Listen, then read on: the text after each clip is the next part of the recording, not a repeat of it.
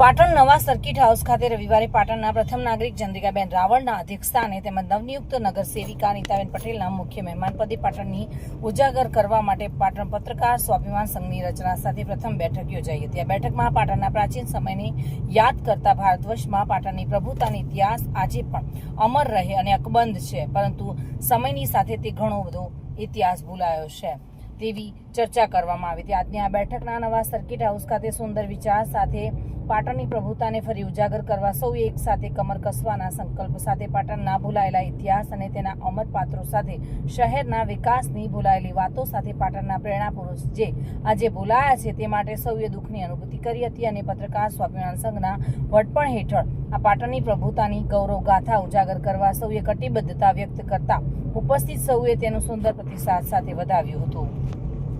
દિગ્નેશ સુથાર સાથે bureau report, today Gujarati news.